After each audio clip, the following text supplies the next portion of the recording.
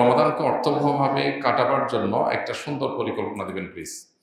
রমাদানকে অর্থবহভাবে কাটাবার জন্য বেশ কিছু পরিকল্পনার কথা আমরা বিভিন্ন সময় বলার চেষ্টা করি। এর মধ্যে নাম্বার ১ হলো রমাদান মাসে আমাদের ইবাদত বন্দেগী যেন সঠিকভাবে হয়। রমাদানের যে উদ্দেশ্য তাকওয়া অর্জন সেটা যেন সঠিকভাবে হয়, সেটার জন্য গুনাহের যে রাস্তাগুলো আছে এগুলো সবগুলোর সাথে আমাদের কানেকশনটাকে ডিসকানেক্ট করা উচিত, যাতে করে আমার আমলগুলো নষ্ট না হয়। যেমন আমরা ফেসবুক, ইউটিউব, সোশ্যাল মিডিয়ায় আসক্তি আছে, এখানে ভালো জিনিস দেখতে গিয়ে খারাপ জিনিস দেখা হয়, তাহলে এই অ্যাপ ডিলিট করে দেন রমজান উপলক্ষে। ১ মাসের জন্য দূরে থাকেন, দেখবেন আপনার ইবাদত এবং ভালো কাজের পরিবেশ মনোজগতে তৈরি হয়েছে। দ্বিতীয়ত, কখন কোন আমলটা করবেন এটার জন্য একটা প্ল্যান, একটা শিডিউল আপনি ফিক্স করে ফেলেন। আমি দিনের এই সময়টাতে এই কাজটা করবো, ওই সময়টা এই কাজটা করবো, বাস ফিক্স। এটা আমি ব্যতিক্রম যেন না হয় সেটা খেয়াল রাখবো, এটা করে ফেলতে পারেন। আমরা সুন্নাহ ফাউন্ডেশন থেকে গত বেশ কয়েক বছর যাবত রমাদান প্ল্যানার নামে একটা প্ল্যানার আমরা তৈরি করি। এবছর সেটা ডাবল কলাবরে করেছি। আমরা আগের জিনিসপত্র পরিবর্তন করে নতুন অনেক জিনিসপত্র দিয়ে সেটাকে আমরা তৈরি করেছি। এটা যদি পরিপূর্ণভাবে কেউ ফলো করে, ইনশাআল্লাহ তার রমাদানটা যথেষ্ট অর্থবহ হবে আমরা বিশ্বাস করি। অতএব এটা আপনার কাছে থাকতে পারে, অথবা অন্য কোনো প্ল্যান আপনি যে দাঁড় করাতে পারেন নিজের জন্য। এগুলো নিজের আমলের সুবিধার্থে আপনি দাঁড় করালেন। তৃতীয়ত, রমাদানের সঠিক পরিকল্পনার অংশ হিসাবে বিগত রমাদানগুলোতে আমার কি কি কারণে আমল ইবাদত হয়নি, কোন কোন ব্যস্ততা, কোন কোন ঝামেলার কারণে করতে চাইও হয়নি, সেগুলো চিহ্নিত করেন, করে এই রমজানের যেন আর না হয় সেটার জন্য প্ল্যান করেন।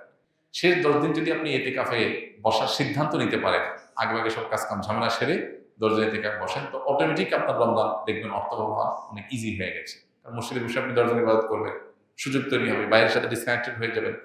আমাদের যে অনেক কানেকশন, অনেক যোগাযোগ, আমাদের এক একজনের ফেসবুকে 4-5 হাজার বন্ধু। যার 5 হাজার বন্ধু আছে সেই ইবাদত কখন করবে? মানে বন্ধুর হক আদায় করতে করতে তো শেষ।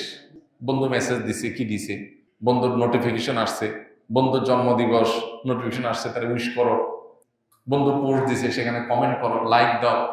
মানে এই তামাশা যদি করতে করতে 5,000 বন্ধু কি সোজা কথা?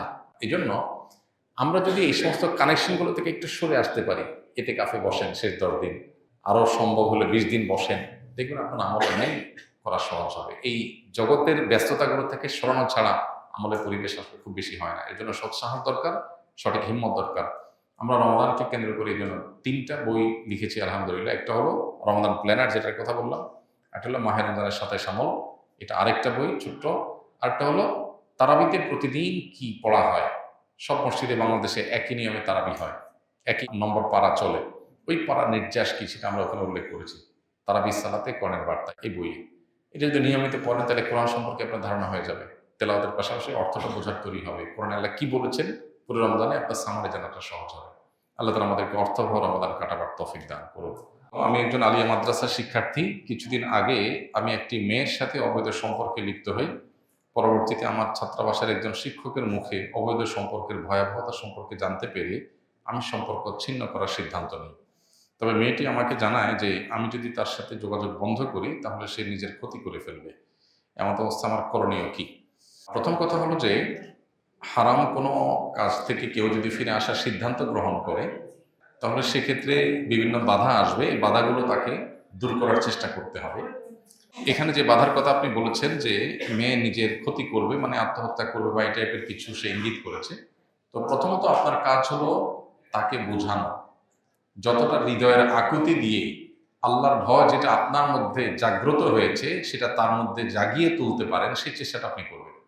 এবং এই দূরত্বটা যে আল্লাহর খাতিরে, এটা যে কোনো ছল ছাতুরি বা ছলনা থেকে না, সেটি আপনি নিশ্চিত করবার চেষ্টা করবেন, তাকে আশ্বস্ত করার চেষ্টা করবেন। এর পাশাপাশি যদি দিনদারিতার কোনো ঘাটতি না থাকে, কিছু ঘাটতি তো আছেই, কারণ অবৈধ সম্পর্কে যে জড়িয়েছে তার দিনদারিতার ঘাটতি তো আছেই। তারপরে যদি আপনার সব হিসাব নিকাশ মেলাবার পর মনে হয় যে একটা দিনদার জীবনসঙ্গী হিসাবে তার সাথে জীবন পার করা যায়, তাহলে সেক্ষেত্রে প্রয়োজনে সকল সম্পর্ক দূরে রেখে বৈবাহিক এবং হালাল সম্পর্কের জন্য সিদ্ধান্ত গ্রহণ করবেন এবং সেদিকে অগ্রসর হবেন।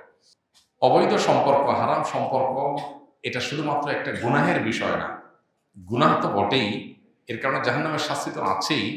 এর মাধ্যমে আমাদের ইমানের শক্তি ধ্বংস হয়ে যায়, তাকওয়ার শক্তি শেষ হয়ে যায়, আমাদের আধ্যাত্মিক ক্ষমতার শক্তি এগুলো শেষ হয়ে যায়, আল্লাহর সাথে কানেকশন ডিসকানেক্টেড হয়ে যায়, শয়তানের সাথে আমরা লিঙ্কেড হয়ে যাই, নানাভাবে ক্ষতিগ্রস্ত হয়ে আমরা, জীবনের বরকত উঠে যায়, সুখ উঠে যায়।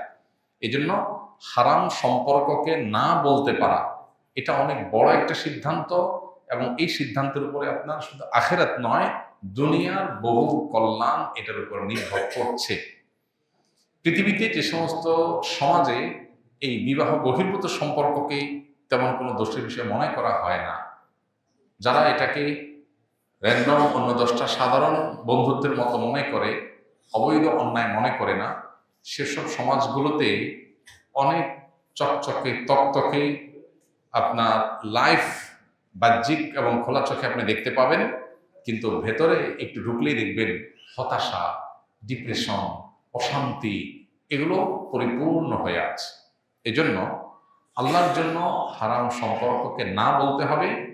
এখন যাকে আপনি এতদিন হয়তো বিবাহ করবেন প্রতিশ্রুতি দিয়েছেন, ওয়াদা করেছেন, তিনি হয়তো মনে করবে আপনি কোনো কারণে প্রতারণা করছেন, এই জন্য তাকে আশ্বস্ত করবার জন্য সেরকম হৃদয়ের আকুতি দিয়ে চিঠি লিখে, মেসেজ লিখে, মেইল পাঠিয়ে তাকে বোঝাবার চেষ্টা করেন, এবং সেই সাথে যদি বিবাহ করার মতো হয় বিবাহ করে ফেলেন বা বিবাহ করার প্ল্যান করেন, কিন্তু সম্পর্ক বলেন যে আপনার কোনো সম্পর্ক থাকবে না।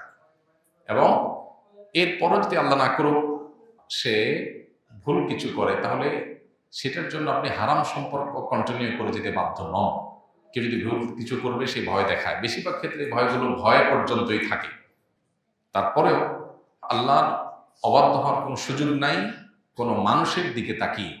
বিধায় এই জিনিসটাকে খুব শক্ত হাতে যেমন ডিল করতে হবে, ঠিক একইভাবে খুবই সচেতনতার সাথে ডিল করতে হবে, যাতে করে সাপও মরে লাঠিও না ভাঙে। আল্লাহর অবাধ্যতা থেকেও আমি সরে আসতে পারি, আবার যেন কোনো অনাকাঙ্ক্ষিত কিছু না হয়। যদি আমি দুইটাকে একসাথে কম্বাইন করে বা আপনার দুইটাকে একসাথে আমার কনসিডারেশনে এনে আমি করতে না পারি, তাহলে আমি কনসিডার করবো আল্লাহর বিধান। সো আল্লাহর বিধান রক্ষা করতে গিয়ে যদি কোনো মূল্য দিতে হয়, আমি প্রস্তুত, এতটুকু থাকতে হবে। এটাই হল তাকওয়ার দাবি।